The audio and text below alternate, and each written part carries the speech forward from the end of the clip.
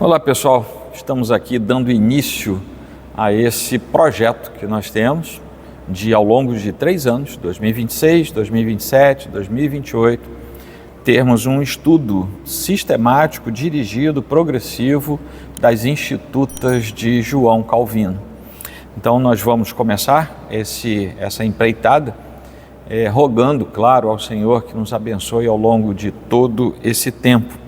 Estamos aqui na nossa escola bíblica, que acontece todos os domingos, às 9 horas da manhã, e assim será, com a graça de Deus, até chegarmos ao final desse projeto. Bom, é necessário que a gente fale um pouquinho sobre o que representa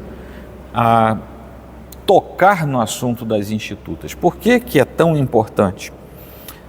E as institutas da religião cristã, como se chamava originalmente, são a composição da obra-prima de João Calvino, o reformador, já ali da segunda geração de reformadores, que sistematizou o pensamento que depois é absorvido por parte da Igreja Reformada como um todo, dos cristãos reformados, mas muito particularmente do presbiterianismo mundial. Então, assim como os símbolos de fé de Westminster, as institutas são a diretriz da doutrina reformada, presbiteriana, e por isso também é tão importante que nós venhamos a saber do que se trata. Bom, quem foi João Calvino? Nós podemos dizer que ele foi o arquiteto da reforma, no sentido de que ele manifesta o desenho da nossa doutrina. Ele nasce em 1509 e vai morrer em 1564, portanto não teve uma vida assim tão longa. Ele nasce num lugar chamado Noyon, na França, e diferentemente de outros reformadores, inclusive do anterior, do inaugurador da reforma, que foi Martinho Lutero, ele não era clérigo, ele não era monge, mas ele possuía uma formação que passava pela teologia, porque o pai dele o coloca para estudar inicialmente teologia, depois ele migra, antes mesmo de se tornar clérigo ou apto a isso, ele migra os seus estudos para a área do direito. Portanto, ele era um pensador da área teológica, era um jurista e se torna um humanista, embora mantendo a razão teocêntrica ou cristocêntrica desse humanismo. Ele se converte por volta de 1533, bem no meio de um período de intensa evangelização que acontecia, ao mesmo tempo que esse período também era de forte perseguição ao que nós podemos dizer que era o embrião dos protestantes no território francês, que era o seu território natal. A mente de João Calvino era uma mente brilhosa, ele era um prodigioso pensador e ele era muito hábil para estabelecer princípios de pensamento, rotinas de pensamento. Quando ele se converte, aí vem a grande pergunta: por que escrever as institutas? Isso aí houve uma necessidade para isso. Como eu falei, ele se converte em 1533, mas em 1534, portanto um ano depois, alguns panfletos contrários à Igreja Católica Apostólica Romana começam a ser distribuídos pela França e isso passou a ser chamado de o caso dos cartazes, porque além de distribuir panfletos, eles também afixavam alguns cartazes. E foi nesse ponto que o rei Francisco I, que então era o rei da França, começa uma repressão muito violenta e para isso ele acusava os protestantes de anarquia pública. Mas de fato, por que é que ele escreve? Primeiro, ele escreve para o rei, para explicar duas coisas. Primeiro, as intenções daquele texto era estabelecer catequese, portanto, ensinar a doutrina básica para aqueles que aderissem ao verdadeiro conhecimento bíblico. E o segundo objetivo era uma defesa pública e política da fé protestante. Portanto, o primeiro grande objetivo era a catequese, o segundo grande objetivo era a apologética, a defesa da fé, porque os reformados precisavam ter um documento que fizesse a voz deles ser explicada, e aí estava. Então, nesse ambiente, ele se dispõe a escrever a fim de responder às demandas que aconteciam. Bom, as institutas não começam prontas, elas têm uma evolução. Em 1536, João Calvino vai escrever a primeira versão das institutas. Aqui no Brasil, esse texto foi lançado pela editora Fiel, se não me falha a memória. Tem apenas 9 capítulos, é um texto inicial.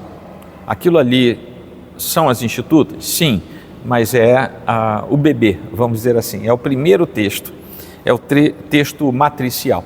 Esse texto foi escrito em latim e eu acho que eu falei 9 capítulos, eram na verdade eu acho que 6 capítulos, né, que tratavam de assuntos os mais básicos e parecia muito na sua natureza com um catecismo, por exemplo, aquele que Lutero tinha deixado escrito para a gente. Passados 5 anos, em 1541, João Calvino vai escrever a segunda versão, que aí é uma tradução desse texto de 1536, na verdade uma reescrita do texto de 1536, só que agora em francês, e ele vai ampliar. É um marco da língua francesa moderna, ele se estabelece como um ponto de escrita, inclusive para fazer a língua francesa evoluir naquele momento, até que em 1559 ele volta a escrever em latim, agora sim, com a edição definitiva das institutas, que é essa que nós adotamos, né? Na editora Cultura Cristã, nós temos essa obra publicada em 4 volumes ou num volume único, mas é exatamente esse texto de 1559, que foi expandida para 80 capítulos. Vejam, o primeiro de 1536 tinha só 6 capítulos, agora são 80 capítulos, em algo parecido com 4 volumes, que podem ser condensados editorialmente, mas ele ampliou em mais de 5 vezes o tamanho da estrutura original das institutas. Então nós temos agora uma estrutura definitiva nessa edição de 1559 na língua latina. Foi organizada com base no Credo Apostólico, o livro 1, porque mesmo se você tiver acesso ao volume único, ali você vai encontrar os 4 livros nesse volume único. O livro 1 trata do conhecimento de Deus, que é Deus Pai, o Criador de todas as coisas. O livro 2 é o conhecimento de Deus, mas o Deus Filho, o Redentor, portanto o alvo é Cristo. O terceiro livro, livro 3, é a recepção da graça, né? E aí o foco vai ser o Deus Espírito Santo e as suas ações entre nós, entre o povo de Deus. Finalmente, o livro 4 vai tratar da igreja, os sacramentos, a eclesiologia, como é que nós somos organizados e o que nós devemos fazer enquanto povo de Deus ordeiramente reunido. Aqui está, por exemplo, a base da tradição presbiteriana, também no princípio regulador do culto, que se assemelha e interage muito com esse livro 4 das Institutas. Uma curiosidade, todo mundo fala sobre presbiterianos e, claro, João Calvino falando sobre predestinação, pois eu queria dizer para você que predestinação é um assunto minimamente tratado por João Calvino nas Institutas. Lutero vai falar muito mais de predestinação do que Calvino, tá? Mas a fama ficou com Calvino e com os presbiterianos. Não que não creiamos, mas a nossa ênfase é a vida com Deus. Bom, do que trata esses 4 livros? E aqui nós entramos na aula propriamente dita. Até agora foi um apanhado para a gente chegar lá. O capítulo 1 vai tratar do duplo conhecimento. Se nós conhecermos a Deus, nós vamos nos conhecer. Se nós nos conhecermos, vamos conhecer a Deus. Ninguém pode olhar a si próprio sem imediatamente voltar o pensamento à contemplação de Deus em quem vive e se move. Palavras de João Calvino. Toda a soma da verdadeira sabedoria consiste em duas partes que se entrelaçam. É preciso conhecer Deus, é preciso nos conhecermos. E uma coisa não é possível sem a outra. É claro que o conhecimento de Deus não é total, exaustivo, não podemos conhecer tudo de Deus, mas tudo que Deus nos deu para conhecermos dele próprio, nós precisamos nos esforçar para alcançar. E quanto mais conhecermos de Deus, mais vamos conhecer de nós mesmos. Ou seja, precisamos olhar para nós mesmos, termos um olhar para dentro de nós. E qual é o argumento que João Calvino vai usar para isso? É que ao analisarmos, ao examinarmos a nossa condição, nós vamos encontrar um mundo de misérias que foi deixado pela rebelião do homem contra Deus, e isso está encravado no nosso coração.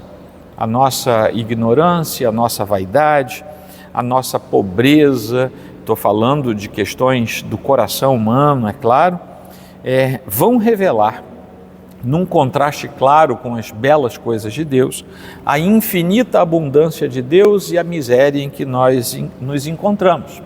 A consequência disso, olhando para a nossa própria consciência, é que a vergonha da nossa nudez nos ensina a humildade, precisa nos ensinar a humildade e vai nos empurrar em direção à busca desse Deus que vai suprir e vai resolver essas demandas. Nós não podemos desejá-lo seriamente sem que estejamos de fato descontentes conosco mesmos. Então, é por isso que temos que saber quem nós somos. E sabendo quem nós somos e na miséria em que estamos como seres pecadores, nós podemos conhecer Deus chegando para Ele. Então, após olharmos para nós mesmos, nós podemos olhar para Deus. E ele usa uma metáfora, que é a metáfora do olhar para o sol. Ao olhar para o chão, a nossa visão parece perfeita. Mesmo eu que uso óculos, a gente parece enxergar tudo, mas se da mesma forma e na sequência nós olharmos para cima e encararmos o sol, nós teremos a nossa visão totalmente ofuscada. Nós não conseguimos ver, e assim, diz João Calvino, é a nossa justiça. O que parece virtuoso, o que parece enaltecido segundo os padrões humanos, do conhecimento humano sem o conhecimento de Deus, torna-se imundície perante a majestade e a santidade do próprio Deus. Nós temos aí algumas evidências estabelecidas na própria Escritura. Grandes homens de Deus como Abraão, Jó, Isaías, ao longo da Escritura sentiram pavor, sentiram verdadeiro pavor, medo de serem aniquilados diante da glória de Deus, chegando a dizer, alguns deles, que iam morrer porque viram o Senhor. Deus é o único parâmetro real para a nossa vida. Bom, chegamos ao capítulo 2 e lá temos o que significa conhecer a Deus. O que nós precisamos ter em mente para a resposta a essa pergunta é que o verdadeiro conhecimento parte de uma pergunta: quem é Deus? E aí nós vamos focar a nossa resposta na natureza e no caráter desse Deus, a fim de conhecê-lo. Isso vai gerar um conhecimento que é prático, é um conhecimento que é relacional. E nesse conhecimento de relacionamento, nós vamos ter o alcance daquilo que Deus quer que nós saibamos dele. Deus, fundamentalmente, no conhecimento que vamos alcançar, é o Deus Criador, que é o foco desse primeiro livro de Calvino, como eu falei para vocês. É o Deus que sustenta, é o Deus que governa, que segura, que promove, que nutre toda a criação, todo o cosmo, tudo aquilo que faz parte da criação. Depois nós vamos ver o conhecimento daquele Deus que é o Redentor de todas as coisas. que é o Deus Filho, que vai aparecer no segundo livro. Isso vai apresentar para a gente uma diferença fundamental, porque conhecer Deus e conhecer o Deus Criador e conhecer o Deus Redentor gera efeitos diferentes no ser humano.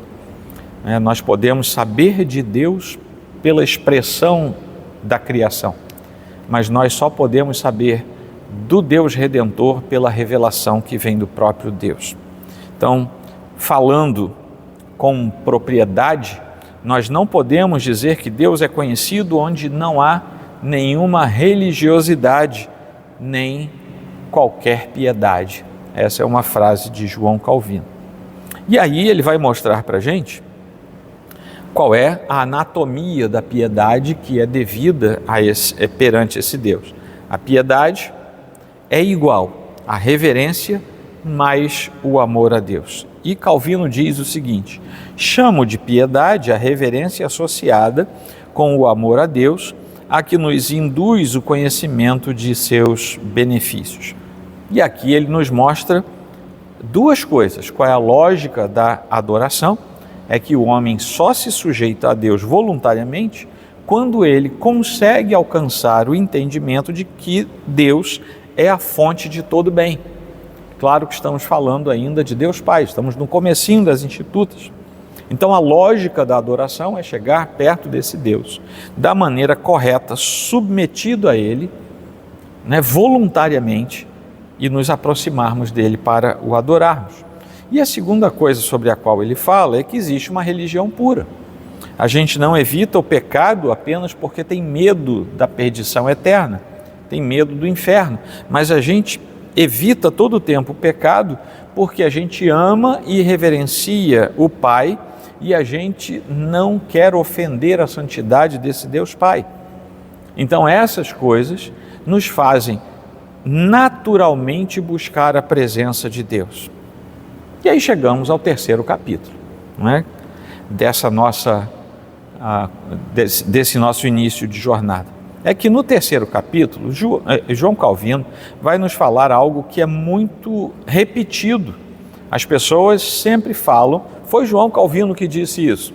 E do que estamos falando? Do sensus divinitatis, ou seja, há um sentimento, há um senso das coisas divinas que está encravado no coração do ser humano. Ele pode não saber de que Deus ele está falando, mas ele sabe que se refere a alguma divindade. Quando nós conhecemos o Deus que se revela na Escritura, então nós encaixamos esses sensus divinitatis no Deus verdadeiro.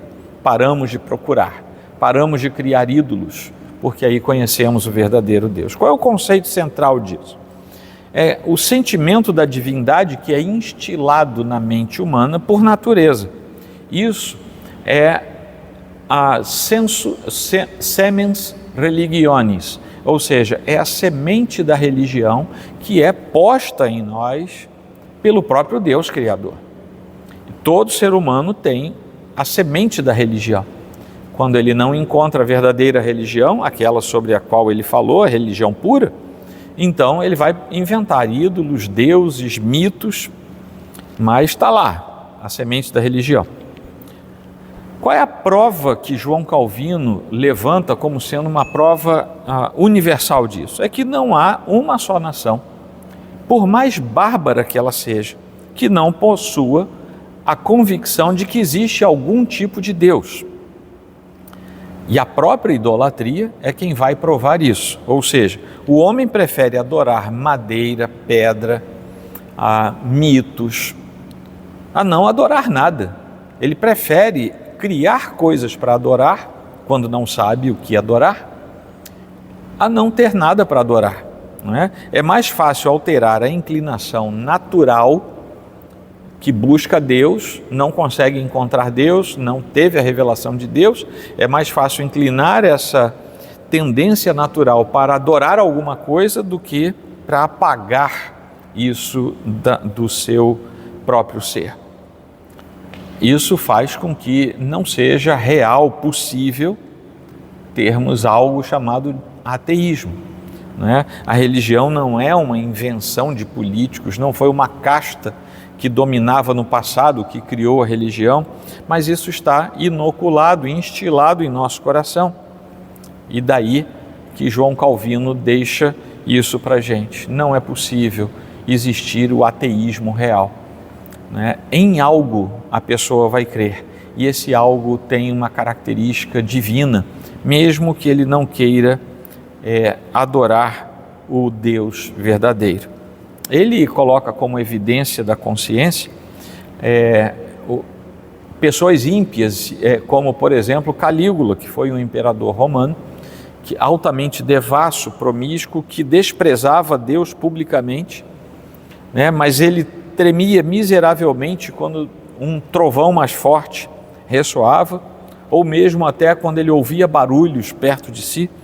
Pessoas que tentam fugir o tempo todo e apagar da sua consciência, da sua memória, que existe um Deus, né? E ao invés de buscá-lo, ele nega a sua existência, adere a outras formas de crença e por isso mesmo se torna vazio na sua expectativa. Qual é o objetivo então da vida humana? E aqui nós vamos encerrar. É que todos nascem e vivem para conhecer a Deus. Sem esse fim, a vida é confusa, a vida é animalesca. Segundo ponto é que o sumo bem da alma é a semelhança com Deus alcançada através do conhecimento e da piedade. Conhecermos a nós mesmos, conhecermos a Deus e termos uma vida piedosa perante Deus. Isso é o sumo bem da alma, porque aí nós nos tornamos parecidos com o nosso Senhor. Então, encerrando, nós podemos dizer que as Institutas não são apenas um tratado de lógica, e aqui nós estamos bem no comecinho, mas você acompanhando a evolução das nossas aulas, você vai ver, não é apenas um tratado de lógica, mas é um guia para que possamos adorar corretamente ao nosso Deus. Aqui fica, portanto, a nossa primeira aula, e eu espero honestamente que você acompanhe essas aulas conosco. Se você não é da nossa igreja, está aqui no Rio de Janeiro, todos os domingos às 9 horas da manhã estaremos juntos aqui estudando as Institutas de João Calvino.